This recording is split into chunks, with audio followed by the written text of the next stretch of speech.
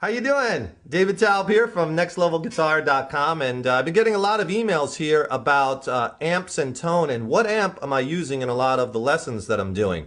And the bottom line is that when I do a lot of recording video-wise, I have to keep the volume pretty low so I could talk over it. So I use solid-state practice amps, or I have a very small tube amp that I use. I generally, when I play live, like tube amps because I like that warm, thick, rich tube sound.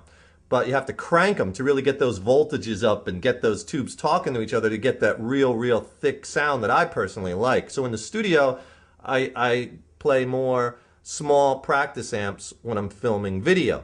And a lot of the videos I use this amp, which is a Line 6 112 Spider 1, 50 watt. Now, they're up to the Line 6 Spider 3 now. They don't make the Spider 1s anymore, but you could still get this amp pretty cheap on eBay or check your local Craigslist. And it really packs a lot of features into an amp at an affordable price. So I get a lot of emails from students who just want like a first amp or a budget amp. You want to check out the Line 6 line because you can get a lot of sounds out of it. I'll take you through the amp and some of the tones pretty quickly. But just to tell you some of the features, it has a amp model, so it's a modeling amp, which models, you got your clean, twang, a little bit of distorted out, you get some real twangy sounds. It has a blues setting, crunch, a recto, which are your more heavily distorted settings, and the insane channel, which has the most gain. You have your drive, which is your level of distortion or gain, and then you have your EQ, your bass, middle, and trebs. Channel volume, which I generally like on the solid state amps to keep the channel volume fully wide open, full on, and then control the overall volume with the master volume, because it really doesn't matter too much, much like on tube amps where you want to keep the master hotter to get that really cranking out those output tubes. Here it doesn't matter, the amp will sound pretty similar whether it's at low volume or high volume. And then it has some different effects, built-in reverb. It has some delays, tape echoes, tremolo, choruses, and flange, which are not bad. Again, for a fairly inexpensive amp, it does pack a pretty good punch. This is the 112 model, and it works nice. Throw a mic on it in the studio, and I'll just play through a couple of the settings real quick using a Fender mid-90s. This is a custom shop Stratocaster. I'm on the clean channel right now.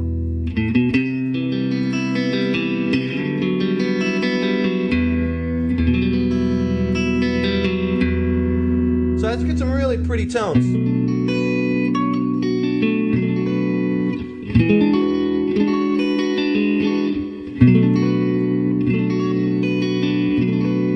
And if I change pickups a little bit,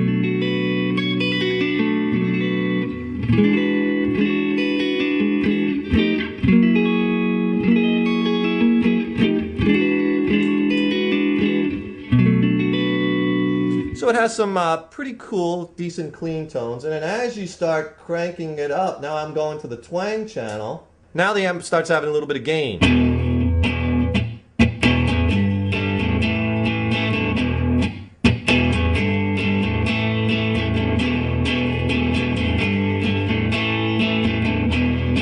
I'm just playing E, fifth, G, and an A chord, just so you can hear the sound of the amps. Blues sound cuts off some of the highs. Get more. Okay, so now if I start getting into more of the drive channels, here's the crunch setting. Everything else I'm not touching because you want to experiment to get a decent sound out of the amp depending on what guitar and pickup you're using. I have the bass. I like a little bit more bass, not too much because you don't want it to be too muddy. Bass is like 2 o'clock. I cut the mids back a bit, 11 o'clock, and treble around 1 o'clock. Some guys like to dial the mids back at that scooped kind of mid sound. If you like that, this amp can do that too. Now as we move, you can see as we're out in the crunch,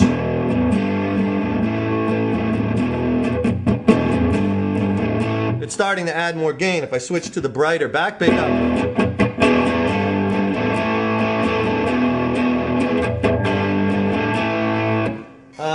and you could experiment by taking some of the drive off and cleaning it up. And as we go through the rest, so now as we get to the insane channel, that has the most gain. And you can get some pretty heavy tones out of this amp. I'm playing through the back pickup again.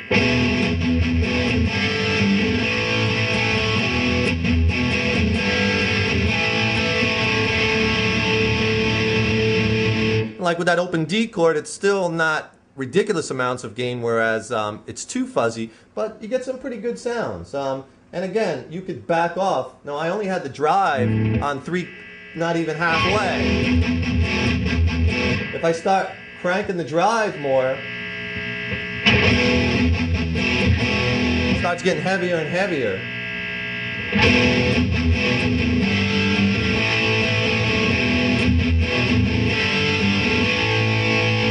Switch to the neck pickup.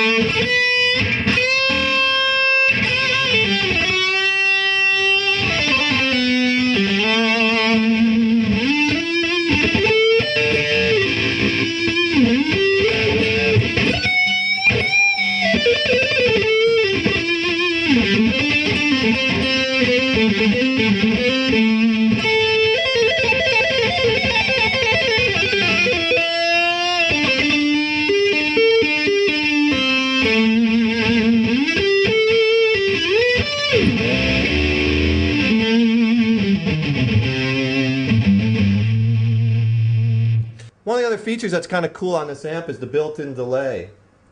So one of the things I like about the delay is it's a lot of fun, you know, and you can kind of get creative with it, with the amount of delay time, okay? And then kind of just...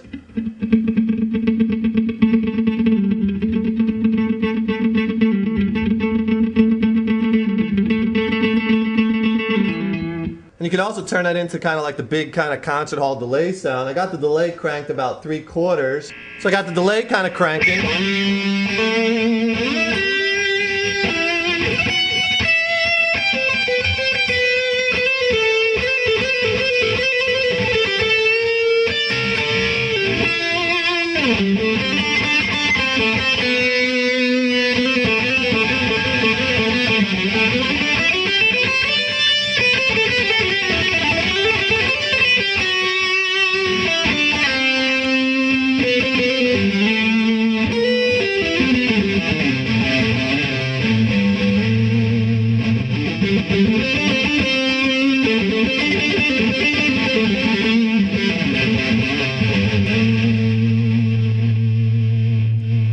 The other thing is I like the chorus. It has a nice sounding kind of chorus, shimmery kind of.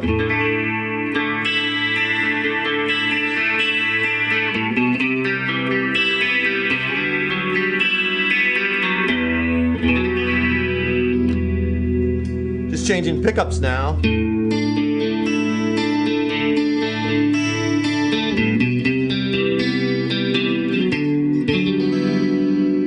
Here's a neck pickup.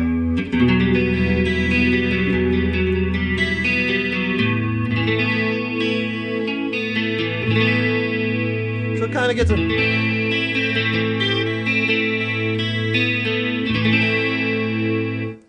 So if you're looking for a budget amp that has some big sounds, give it a try, and I think you'll be, or just maybe if you just need a practice amp for your room where you can play decent at low volume. The other nice feature, this has a headphones jack, so if you don't want to bother anybody, wake the neighbors or the kids, you can plug headphones in there. It has a foot switch pedal, so you control some of the features foot switchable, and it's kind of a cool amp. So everyone keeps writing, asking me what I'm using in a lot of lessons. That's it. And by the way, I'm plugged straight from the guitar right into the amp.